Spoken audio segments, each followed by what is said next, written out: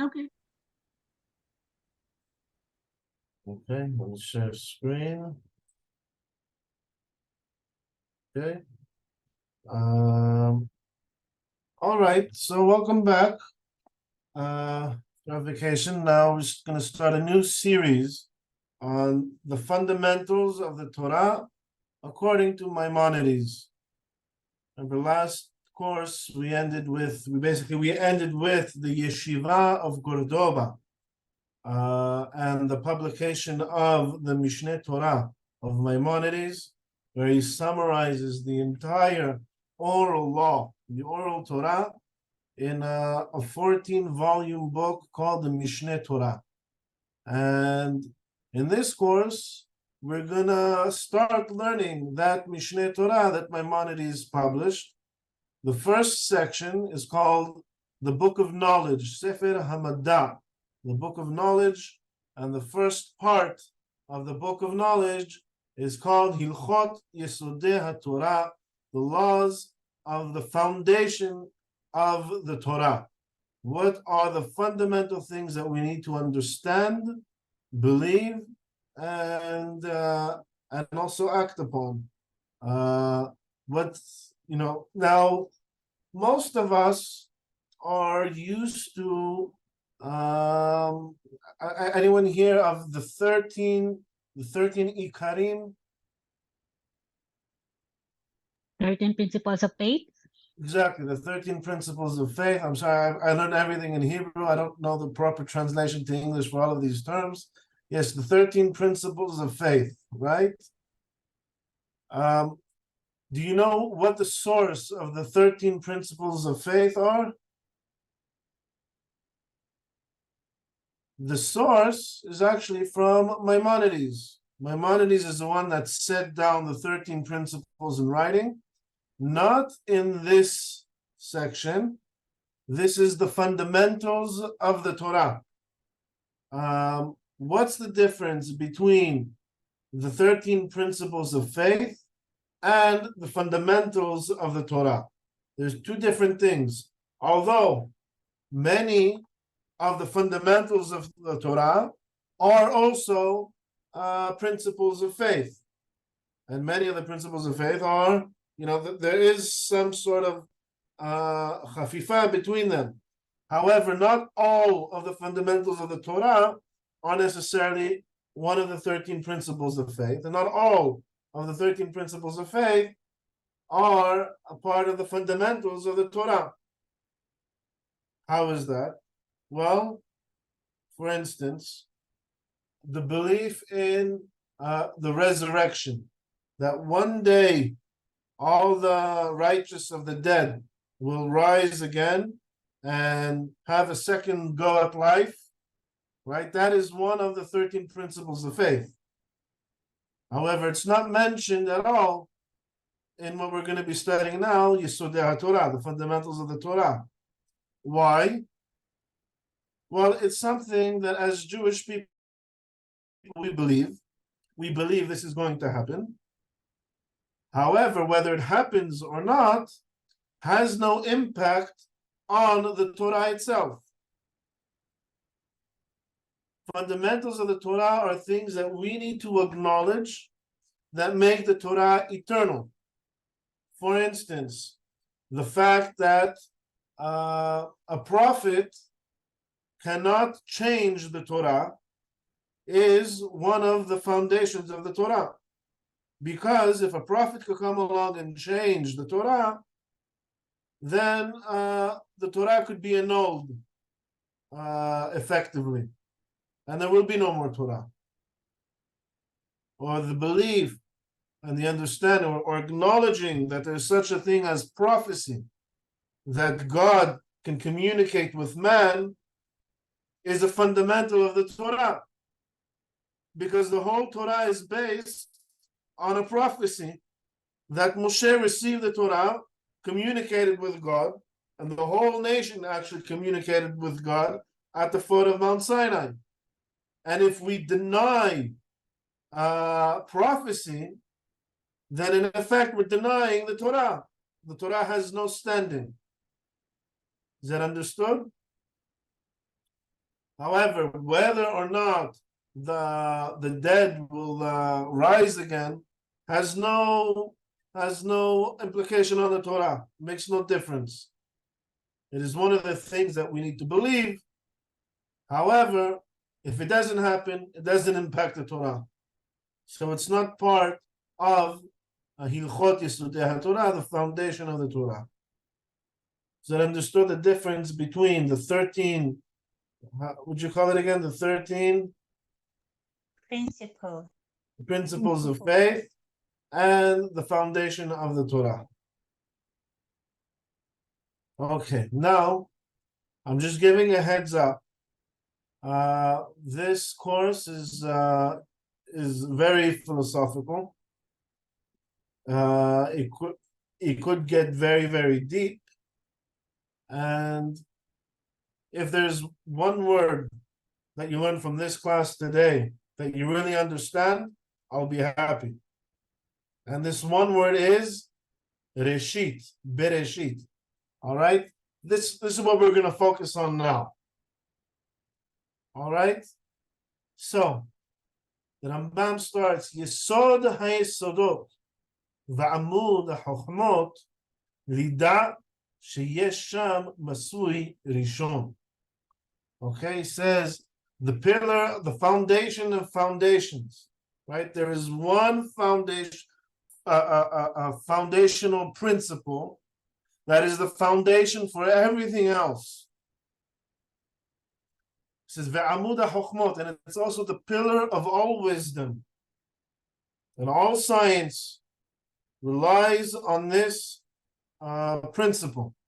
And that is, Lida, to acknowledge, to know, Sheyesh Sham Masui Rishon, that there is a primary being. There is something in existence. I don't even want to say first, but primarily. What does this mean? Masui Rishon, primary being. All right? And that's the one thing. We just started the Torah. The Torah's first word is bereshit, right? In the beginning. That's how it's most commonly translated. I'm not even sure if that's a good translation. Bereshit bara Elohim et hashamayim ve'et haaretz, right? Commonly translated as, in the beginning, God created the heavens and the earth. I'm going to go a little bit into Hebrew grammar. Bereshit bara Elohim et hashamayim et haaretz. The word bereshit appears in a very singular and unique form. You can't really say bereshit bara Elohim. It doesn't make any sense. Bereshit is a word that demands something to come after it. For instance, netilat yadayim, right? What is netilat yadayim? Washing of the hands. Anyone speak French here? Or any French people? Yes.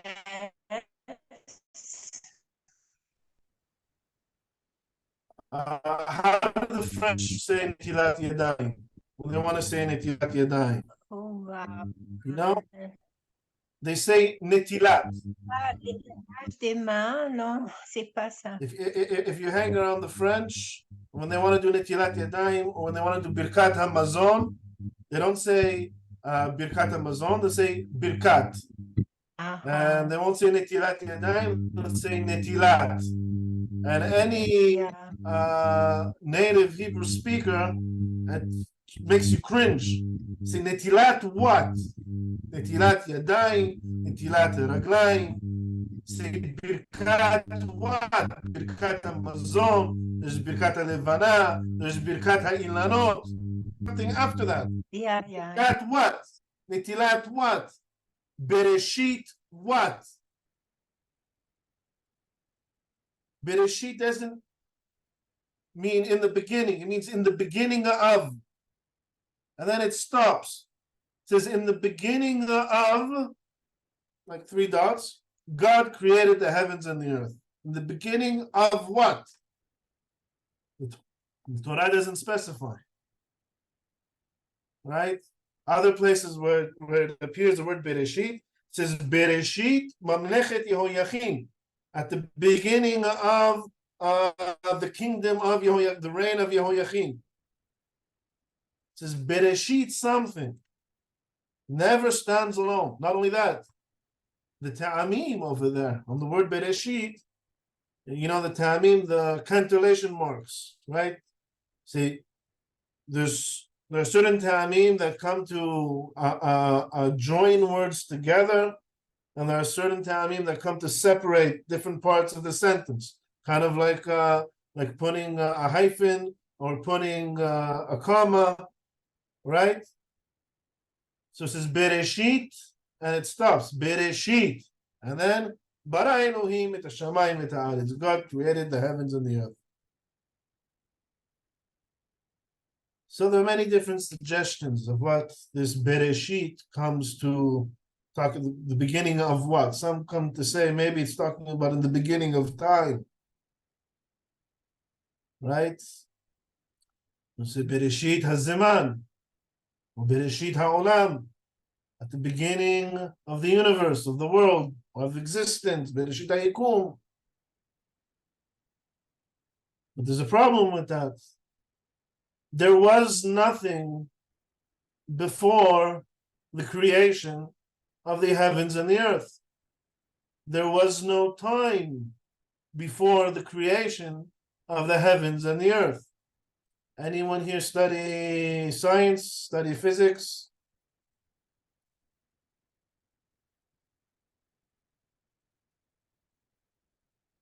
In the beginning, or at the beginning of the universe, when it was first created, there seems to be the consensus now among all astrophysicists, is that the entire universe was condensed into a tiny point. What happens when you have a great mass condensed into a small point is you get infinite gravity. Infinite gravity means infinite time. There is no time. There is no meaning to time. Nothing moves. So at the prime, before the creation of the universe, there was no such thing as a before. There was no past or present or future. There was no time. Time itself is a creation. It's called nispah. It's, you know, it's like a side effect of the creation of the universe. So you can't say in the beginning of time. You can't say in the beginning of space. There was no such thing as space. So in the beginning of what? You say bereshit hareshit, in the beginning of the beginnings. The ultimate start, the ultimate beginning. And that's what a Masui Rishon is. All right? Everything in nature is part of a chain of causality, cause and effect. Right? Amud HaChokhmot, the pillar of understanding, the pillar of wisdom, is something that we've all experienced. Is the question, why? What is the cause of this phenomena I'm witnessing? I'll give you an example. See a rainbow, a beautiful rainbow in the sky. So what causes this rainbow in the sky? Says, well, it's after a rainy day, right? The sun rays, the rays of light come and they interact with the droplets of water that are still in the atmosphere, and they refract, they break. And that's why you see this beautiful rainbow. Well, I say, interesting. What causes this refraction? Says, well, it's because the light rays, they have many different wavelengths, and each wavelength interacts a little bit differently with the water. So that's why they separate. So these wavelengths, where do they come from? Oh, well, these wavelengths of of light, they come from how do you call it? They come from the sun that's radiating, and because it's radiating very, very hot, it radiates many different wavelengths. And why is the sun radiating? See, everything is an effect of some sort of cause. So why is the sun radiating? It's radiating because it's really, really hot. Why is the sun really, really hot? Oh, because it's this huge mass, has a huge gravitational force that's condensing everything to its center. And so everything is so condensed in its center, it becomes really hot. Okay, well, why is the gravity condensing everything to its center? Says, well, gravity, that's one of the 4 fundamental forces of the universe that's separated in the moment of the Big Bang. Says, and what caused this Big Bang? Says, well, eventually we get to some phase where we can't answer anymore. Says, what's the cause of the cause of the cause of the cause? So, well, that's what the philosophers refer to as the primary cause. The first cause, the cause of all causes. Right? Yes. With the Big Bang, we can't see the Big Bang. We can only see the after effects of the Big Bang. Because there wasn't light yet at the beginning of the Big Bang. So we can only see, according to science, like 14 million years into the past. So we can't see beyond the Big Bang, or even the Big Bang, just the after effects. So yeah, you can't break it. There is no beyond the Big Bang. Yeah. As far as our understanding goes today. Maybe in 10 years they'll change this, modify this understanding that we have. But it's true, we can see as far as about 14 billion years. By the way, what does that mean? We don't really know. Does the time always behave the way it behaves today? We know for a fact it didn't. But what's the cause? I'll call it the ultimate cause behind the rainbow. That is what we call the primary cause. Bereshit, right? Amatsui harishon, the primary being.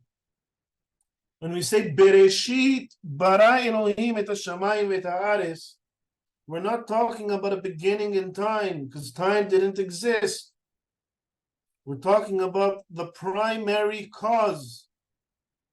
Bara Elohim created the heavens and the earth. Okay, so what does that mean? So one of the more famous militant atheists, Richard Dawkins, right? He suggests that, well, the universe, started from maybe something the size of an electron, something super tiny. And we know that electrons are able to flash in and out, seemingly at least, in and out of existence. Right? They're able to appear here, and then a second later, they'll be on the other side of the universe. Theoretically, it's possible. So maybe the entire universe randomly flashed into existence. All right? And in that case, there is no need for a God. Anything can happen randomly. What's the problem with that argument? Is that when an electron flashes in and out of existence, it can only flash in and out of an existing universe. We don't know that it flashes out of existence. We just know that it disappears from before us and reappears somewhere else. But there's a context to the space that the electron is flashing into. And that is only within the created universe. Something can cause this electron to flash out from before our eyes over here, and it has a place for it to reappear somewhere else. That doesn't hold with the Big Bang, because there was no space and there was no time for the entire universe to flash into. So what is this primary cause? Well, if you take the entire universe and condense it, we say there is no existence to time. There's no meaning to time. Right? This is something we learned from general relativity. As well, the bigger the mass is, and the smaller space it occupies, right, then the slower the pace of time. So if you take a seemingly infinite mass and condense it into an infinitely small space, that means time is infinite. There is no time. There is no pace for time. And if there's no time, there is no context in which to record a change in a certain state, right? So, see, I have my phone. My phone is over here. See, my phone is over here. All of a sudden, it changes up, and now not working. Now it's over there. Okay. What can record the change in a different state is you need some sort of time. If there's no time, then something can change from one state to another. Okay, so then what could bring an entire universe into being if there is no time? So we say bereshit, not in the beginning. The primary cause of everything, bereshit, bara Elohim et hashamayim ve'et ha'aretz. God created the heavens and the earth. There was nothing that can cause the heavens and the earth to just appear. But the primary being, the primary cause of everything. Nothing can cause, if there's nothing in existence and there is no time, nothing can cause something to happen. But the primary being, the cause of all causes, right? He is the creator of the universe. This, that there is a universe in existence, is testimony to there being a primary cause. And if there's a cause to the universe, it means it wasn't random. And it means that there is meaning to the existence of the universe. There's a vision for this world. There's a vision for this universe. It wasn't brought about randomly, accidentally. It was brought about intentionally. There was an intention behind it, the creation of the universe, of both the heavens and the earth. So the pillar of all foundations, the pillar of all wisdom, is to acknowledge the existence of this primary being. It's not even, at this stage, not even called a primary being, but a primary cause to everything. There is a reason for everything. And this primary being, Vehu Mamsi Kol Hanimsa, and he brings everything into existence. Right? So it's, even when we want to say Masui Rishon, a primary being. We don't even want to say he is first. First means once upon a time, there was this being and he did something, right? Once upon a time, I knew a carpenter, right? He was 80 years old. He made this beautiful table, right? And then he passed away. I still have this table. Right? So no, he wasn't first. It's not that there was something before everything. There is a primary cause behind everything. Anything you look at in the universe is a testimony to the existence of this primary being. And he didn't create the universe once upon a time, 14 billion years ago. It says, Vehu mamtzi kol hanimsa. Doesn't say who himtzi. He didn't create the universe. It says, Hu mamtzi, now, always. Kol hanimsa. Everything in existence, he holds it in existence.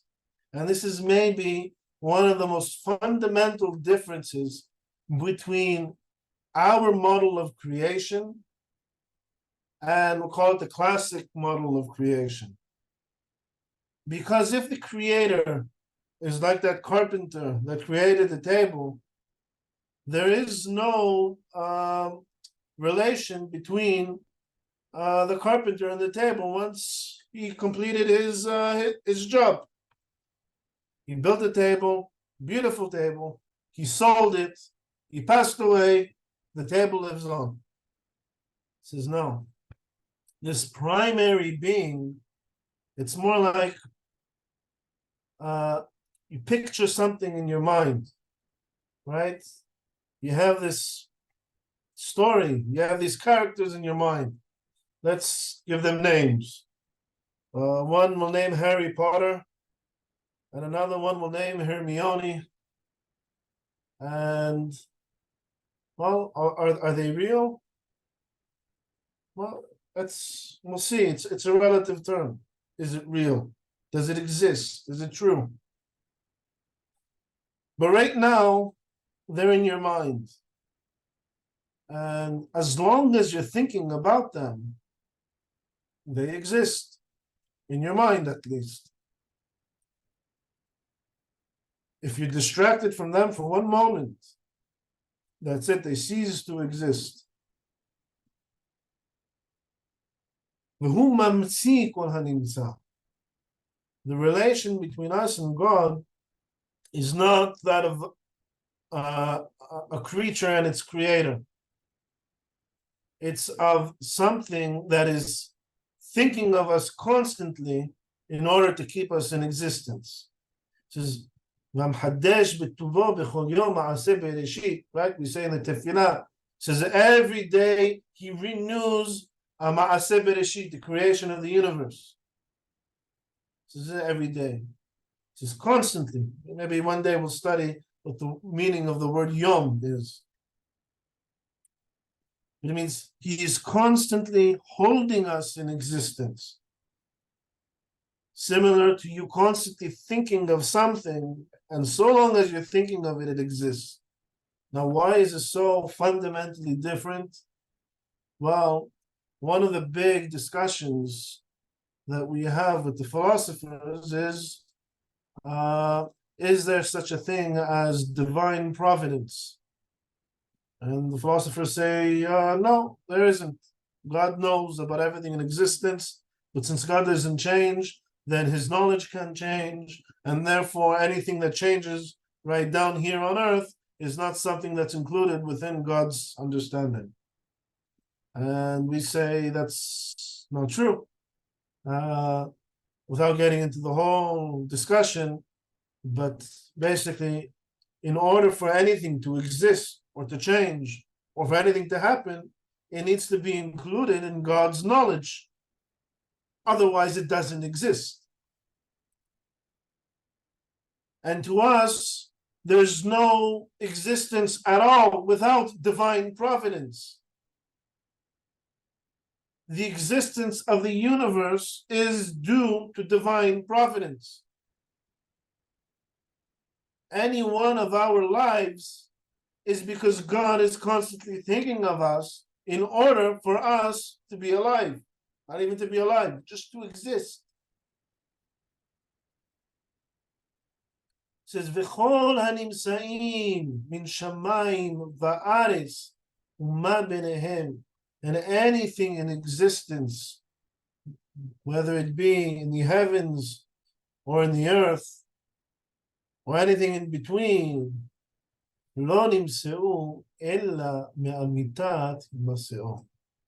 Right? Their existence is only due to the truthness of his existence.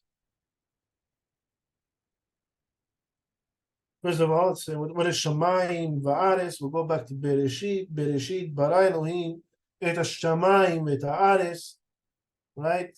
The heavens of bereshit isn't the skies, it isn't the stars, it isn't anything that's included in our physical universe. How do we know that? Simple. What's the next pasuk?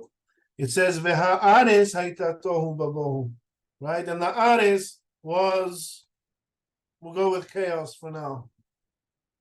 And then it starts to describe what God did with this chaos. Right? And on the fourth day of this chaos, of organizing this chaos, God created the stars and the moon and the sun. Meaning everything that's described in that whole first chapter of Bereshit is all a description of what God did with the Aretz. After that first mention of the word Shamayim in the first phrase, first verse, there is no more discussion of the Shamayim anymore. It's all the Aretz. So the Aretz is all the physical universe that we know of, or that we don't know of either. And the Shamayim is the non-physical universe. That's described much later in the book of Yehezkel, the structure of the Shamayim. The Torah never discusses the structure of the Shamayim, only the Aretz. So it says everything that is created in the Shamayim, which includes the angelic beings, and the Aretz, which includes the entire physical universe, Uma benehem, and anything in between them, whatever that means. Lo nimseu ella me'amitat maseo.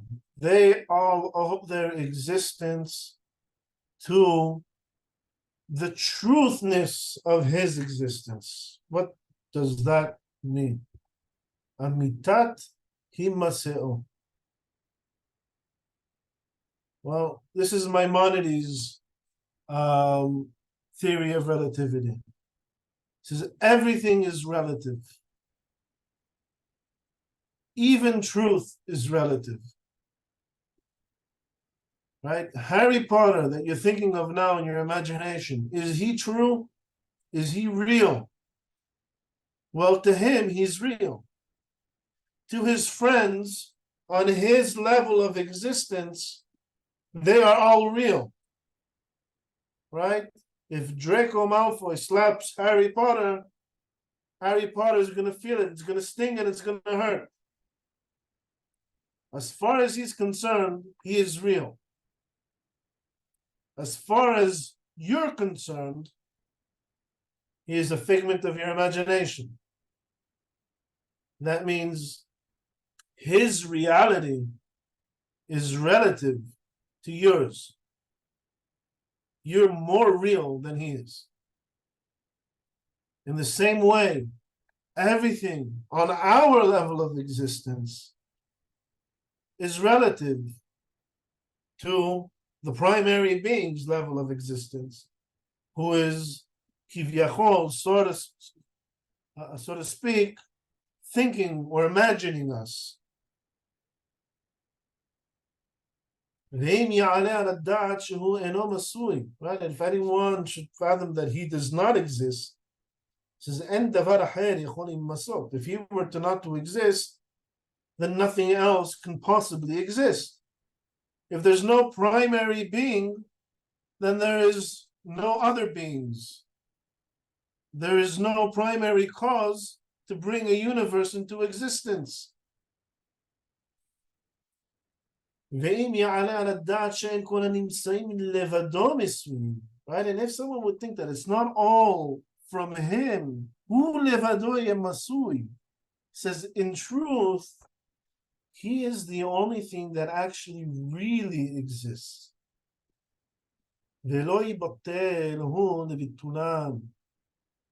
Right?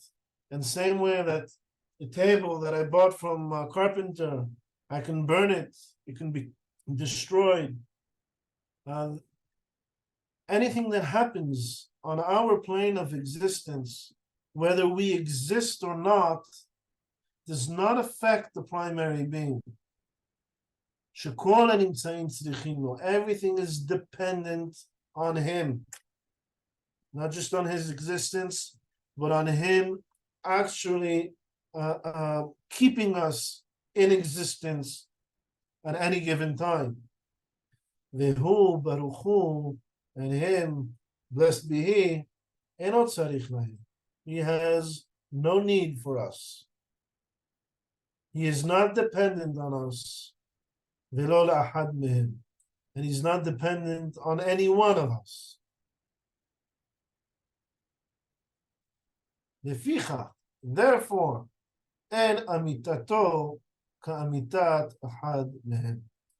Therefore, his truthness or his reality is not comparable to that of anyone else. Right? Everyone else's reality is a relative reality. His is the ultimate reality. There is the ultimate cause which brought into existence all beings, so he's also the ultimate being, and he is also the ultimate reality. Right? There are different levels of reality. Our reality is relative, kind of like, or could be resembled to a figment of his imagination. This is what the prophet says, right? God, or God our Lord, is truth. What does that mean? He is truth. He is the only thing that is really true. And nothing else is real or true on the same level as his truth. Everything else is a relative truth. His is an ultimate truth. This is what the Torah itself says. En od milevado. Says there is nothing else other than him. What does that mean? En sham masui emet milevado kemoto. There is nothing in reality that is as true as his truth. All other truths are relative. His truth is the ultimate truth. His reality is the ultimate level of reality. Everyone else's reality is a relative reality.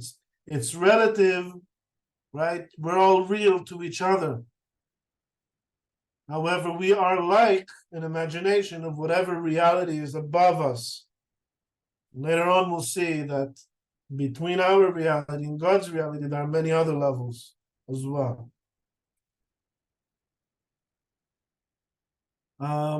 Okay, this is, let's say, the first topic. I think maybe before we start an entirely different topic that builds up on this one, maybe it'd be better to stop here. See?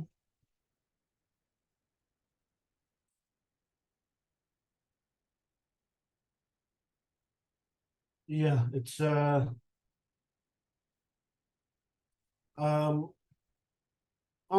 before we move on, I don't know if we're gonna move on today, maybe maybe keep it for next class. Any questions? Or was everything super clear and understood? Rami, Yes. may I ask? I heard a lady say once, I think she said at a band, Maimonides, she said that we think that the hoe zeg je dat weer? The rainbow is something good, but it's not good. But she never explained. She said it is not a good thing. Do you know why Sorry. it's not a good thing? Sorry, what's not a good thing? She said the people is thinking that the rainbow is something good. It's pretty, she said, but it's not a good thing. Why is it not a good thing? She never gave an answer why. Okay, so well actually this Shabbat in the Torah we're going to be reading the story of Noah. Okay. And the rainbow, according to the story of Noah, comes as it's kind of like it's a covenant that was made between man and God, where he promised not to wipe out all of humanity in a flood again. And the rainbow comes as a reminder of that oath that God made to not wipe out humanity. And why is it coming as a reminder? Because it could be understood that if it weren't for that oath, God is ready to wipe us out now. Oh, okay. But I still don't understand why it's a bad thing. I don't see why it, I think it all depends on how you see it. Right, so it could be understood as like a negative sign that we're not doing well, and God would like to wipe us out in a flood. However, only because of this oath that he made to us to not do so, he's not doing so. Thank you, Hashem, for the oath. Thank you, Sami. Thank you very much. Yes, sure, my pleasure. So Sami, Hashem is the only truth, the ultimate truth, the ultimate reality. So then I can say that I'm not true, that I'm not like even exist. On what level? That's the question. It's not that you don't exist at all. It's that you are on a different level of existence, a lower level of existence. Okay. Okay, Now, good. by the way, there is a way to move between levels of existence, and maybe we'll get to that later on. You mean that you can go higher or lower in your level of Right. existence? Right. Now, if you behave like more, what do I say, better in a good way, you can reach a higher level. And if Put simply, yes. We'll study that more in depth later on in the semester. Okay, I don't want to spoil it for you. I can't wait. Thank you. But it's not that you're not real. You are real. Okay. You're real relative to all of us, to the rest of us. We're all just as real, or maybe some are more real than others, right? But relative to a higher plane of existence, it's as if we are just like a fiction or an imagination, right? And that level of existence is a lot more real than we are. However, it is also just like an imagination of whatever level is above it, until we get to the primary being, the primary cause, he who is, so to speak, imagining all of this. Oh, but I hope for Hashem I'm real. Yeah. Sorry? I hope that I am for Hashem real, that I exist. For him. We all exist. The question is, on what level? Yeah. So of course we don't know how Hashem looks, and we don't know. I don't mean as in existence, but we don't know. We only know from Torah what he wants from us, but that because it's written there. So Again, sorry, I couldn't hear you in the middle. you can't hear me now better. No, you sounded a little bit far. If you can just repeat that. Okay. Okay, Louder. so now I forgot my question. Okay, it's okay. It's okay. Sorry, I forgot my question. All right, you're welcome. Okay. Anything else? Anyone else want to ask? Yes. Clarification? Yes, Michaela. If I can ask, I heard it really today that in the that the expression bereshit, it's like a code, like the initials of a sentence, and that there is all the mitzvot that are in the Torah, they are inside of this word. It's really a code. It's not a properly grammatical word. What? Like he gave the, I cannot recall it exactly, but somebody then asked someone, I don't know who was this rabbi, if there is a pidyon haben and inside bereshit, and he cited the words ben. Oh, okay, yeah, I get it. And the word bereshit is like a code. Well, the truth is, you can look at it this way: the entire Torah is a code. And by the way, the Torah doesn't have to be, separated into words. You could, there's one, right? God has many names, and some of the names they say there's a name of 72 letters. They say there's a name of 600,000 letters, which happens to be the number of letters in the Torah. So well, okay, so that's the code. That's the design, the blueprint of the universe. Same way that you can go into like a virtual reality, right? You could also go into the coding of that virtual reality.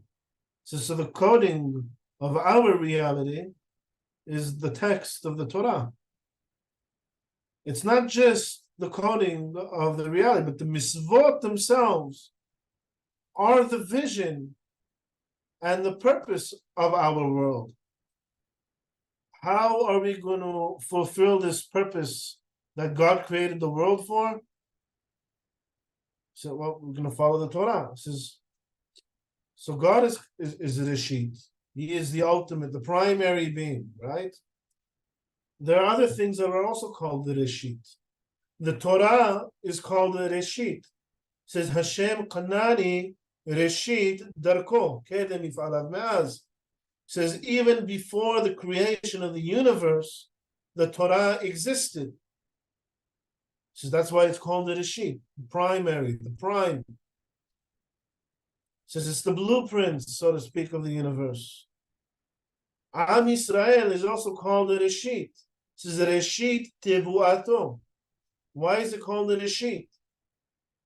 It's because our existence has a purpose.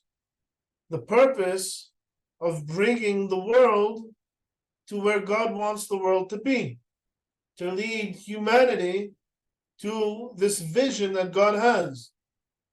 And we do this by following the Torah, which was called the Reshit, following the blueprints, the instructions. Okay, thank you. That reminds me what I heard from another rabbi, that bereshit, it's not related to time in the beginning, Right. but it's related in bishvil reshit. Maybe it Right, comes for the sake of Reshit. For the sake of Reshit. For the sake means that it has a purpose. That's what Reshit means. First of all, there's a purpose, right? And there's a vision. Wow. Thank you It's very the much. primary cause. Wait, Remind- Sammy, Reshit means for the sake or it means for purpose and vision? Like the word itself, what does it mean? The word itself means reshit. Okay. Reshit, it's a Hebrew word. So for the sake, for instance, we say tachlit. Tachlit also means purpose. Sema tachlit. What's the purpose of this? What is the reason you're doing something? So it says bereshit, right? What is this reshit? God created the heavens and the earth. There is a purpose for it, or it's the cause. It's the cause of everything, and therefore there's a purpose for it.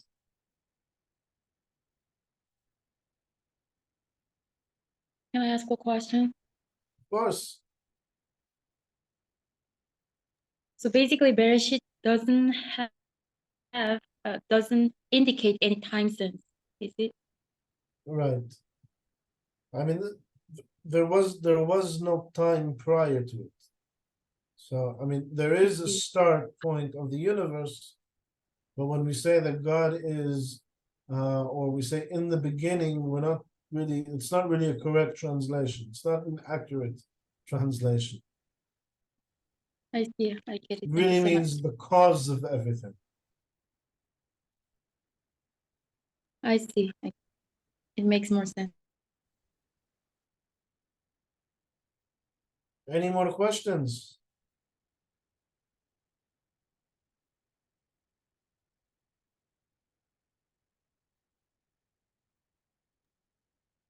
Okay. See, Yes. Oh, so wait, were you saying that earlier the resurrection of the dead, where is that from? That's from a prophecy, that's from a later book? Isn't the 13 principles of faith? No, but where is it from? What's the source of that belief? Yeah. Was Isaiah? Well, the Hachamim in the Mishnah, they say that one who says that there is no such thing as resurrection of the dead from the Torah itself, meaning that the Torah doesn't mention it itself, he has no part in the world to come. Now the Sammy, Torah, doesn't it say it in Ezekiel? Like, I will rise up the dry bones of the earth, or something like. right? However, that can also be understood as a prophecy, meaning as an allegory. But it is one of the 13, it's not just one of the 13 fundamental, how'd you say it? 13, the 13 Ikarim, right? Principles, right? So it's not just one of the 13 principles, but the Hachamim in the Mishnah, even though it's not explicitly mentioned in the Torah itself, the 5 books of Moses, they say anyone who doesn't believe that it's from the 5 books of Moses isn't part of Am Yisrael. Now it's hinted to in a way that you could interpret things in the Torah to be alluding to the resurrection of the dead. Did I answer your question? No. Oh, so what is the source? Well, it has been codified as one of the 13 principles based on Maimonides in his commentary to the Mishnah in Perek Hanek.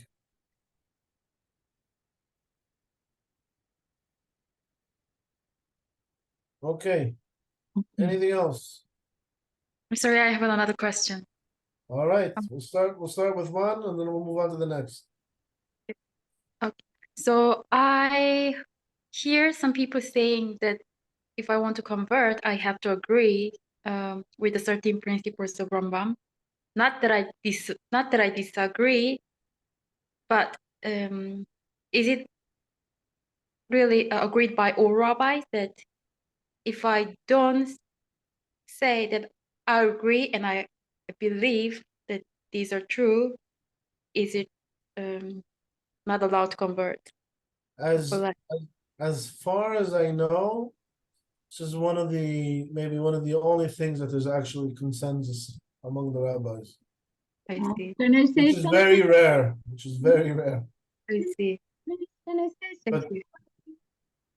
Rabbis will not ask you if you believe, you have to know them. You have to learn them. Yeah? Sure. So, and they're Mhm. at the end of your prayer in the morning and you see door. So if you read them every day, then hopefully something will be there and stay in your head. You don't have to say them in the like number 1, number 2, number 3, but you have to know them. They can ask you about those 13 principles, but they will not ask you if you believe them. And they will, you know, so it's the same with halakha. You're also not sitting there and saying, no, I don't believe that halakha, I don't believe that halakha. Then don't become a Jew, because nobody say you have to agree, but if that's the main point, I think that should not be. So, Yeah, sorry. Go ahead, Jane. when Rambam wrote these certain principles of this faith, Yeah. did he write each for each point which sources he derived this from? Well, the Rambam doesn't usually quote his sources. Well, most of them, by the way, we will be studying as part of Hilchot Yesodei Torah, and most of them they could be rationalized and understood logically, except for one, the resurrection of the dead, which the Rambam says we know it'll happen. We don't know how it'll happen. Maybe it's a miracle. Maybe it's not a miracle. But we need to have faith that it will happen. The truth is, today, we have a much better understanding of how it could happen, not supernaturally. Right? Maybe through cloning, maybe through something else. Maybe science will manage to resurrect dead people.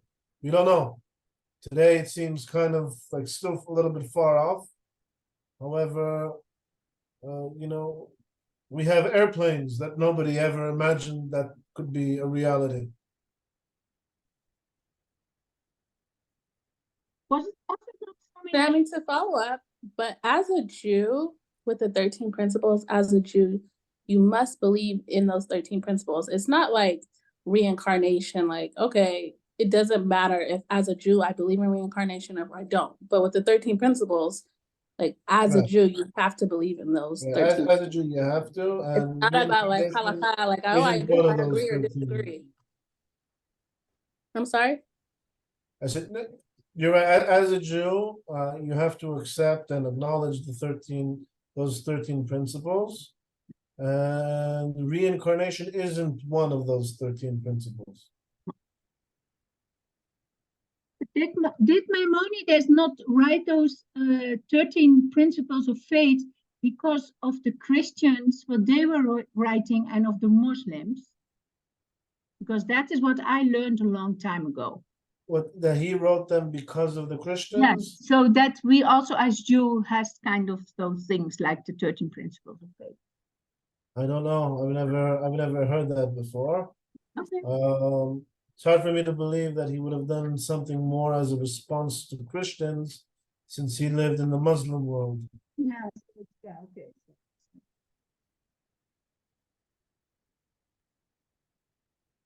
Okay, but Sammy, additional question. Yes. So, or I have to believe in certain principles, but in terms of resurrection of dead, whether it should be supernatural or artificial, it doesn't matter how I believe it should be done.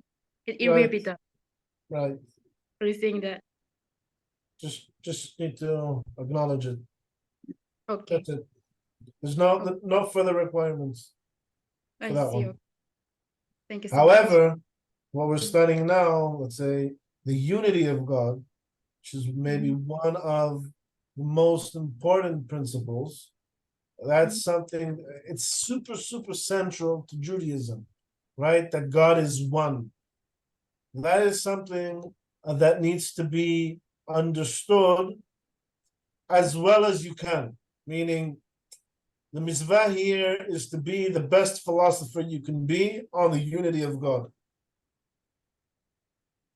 As opposed to resurrection of the dead, where it doesn't require any extra effort or mental effort. Just, yeah, I acknowledge the dead will one day be resurrected. That's it. That's all there is to it.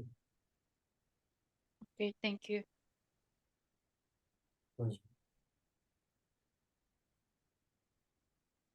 I thought you said you I had many have questions. I have a couple of questions. Yes, please. The first question came up now. We were talking about the Rambam. Was the Rambam one of the sages? One of which stages? What was You he mean part of the Hazan? was No, yeah, he was was he one of later. the sages? The Rambam lived about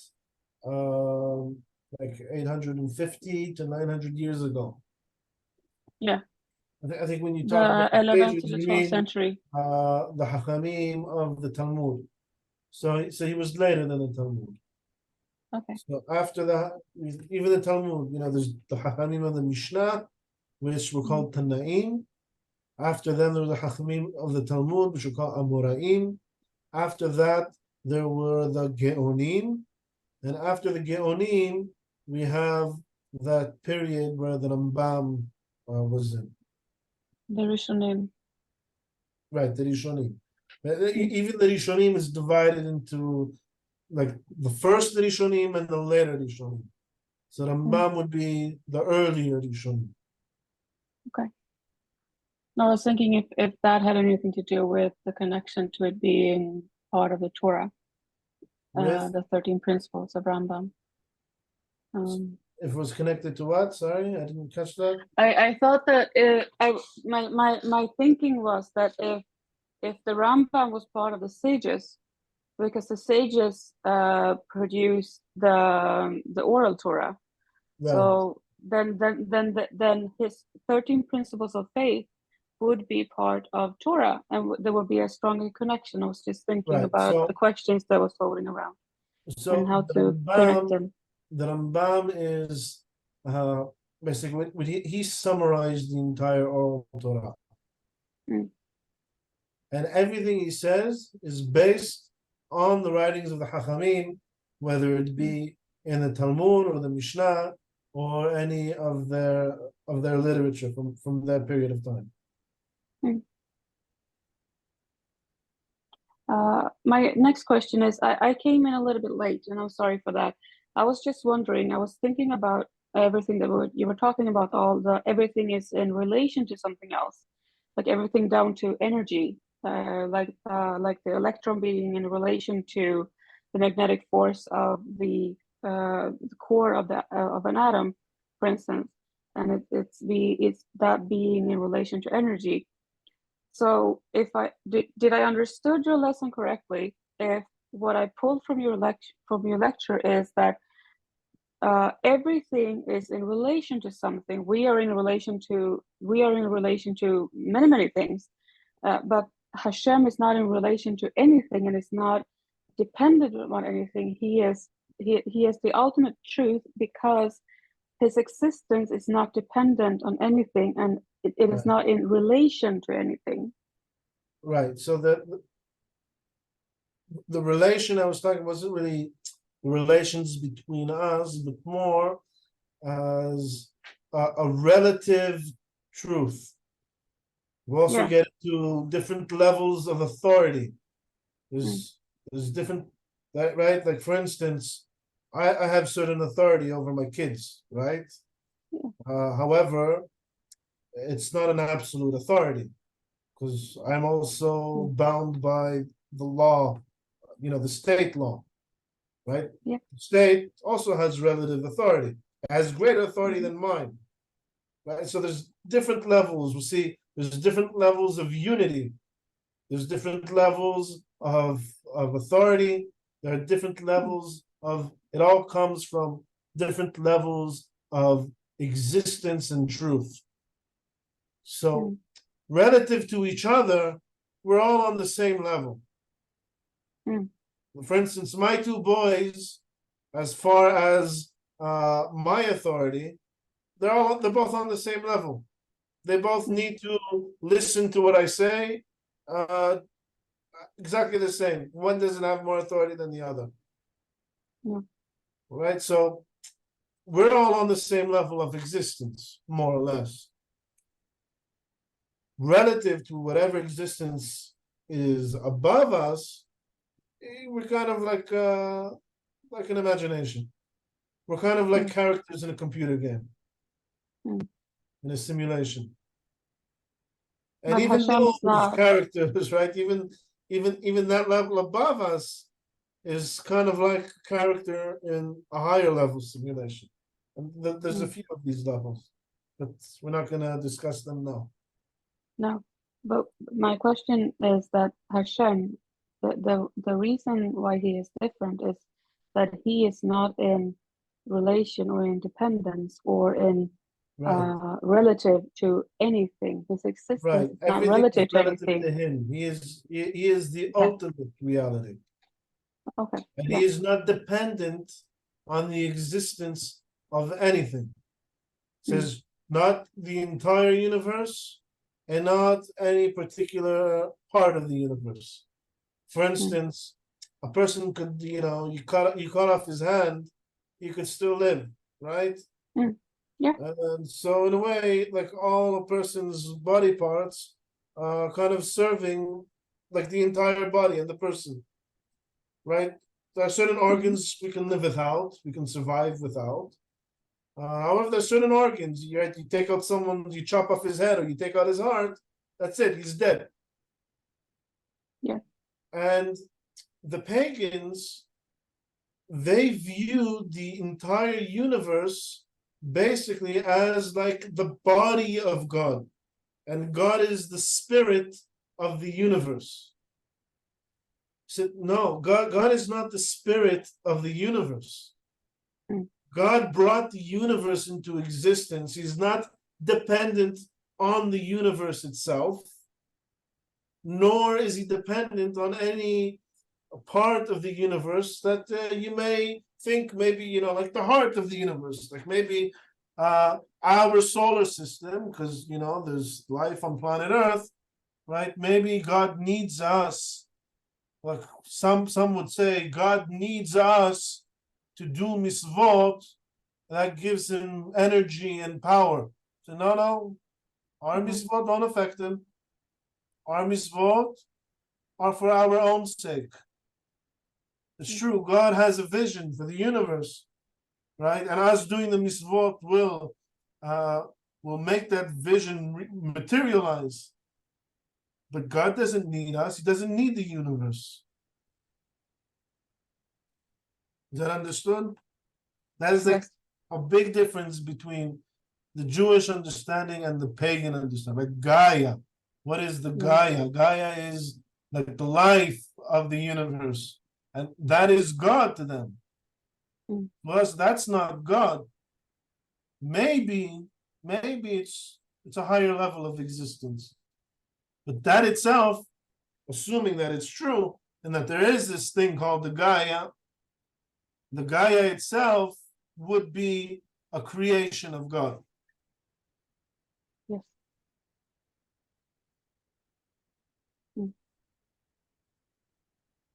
Thank you.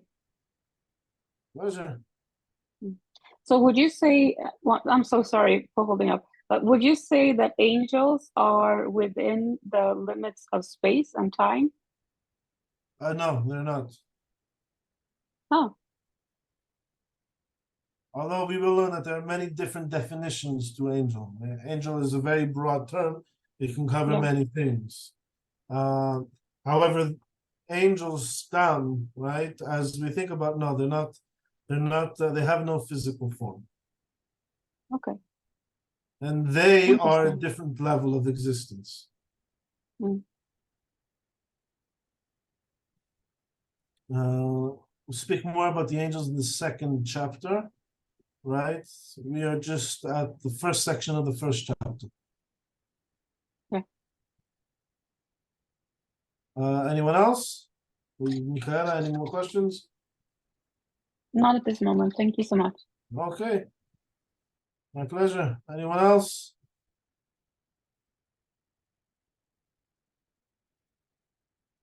All right. So I hope you all learned a new word, bereshit or bereshit. Right? If you understood that word, then you understood the class, more or less. Of course, this isn't something you either know or you don't. This is something that needs to be pondered and thought of, and the more you contemplate about it, the more you'll understand it, and the closer you will get to God. Thank you, Sammy.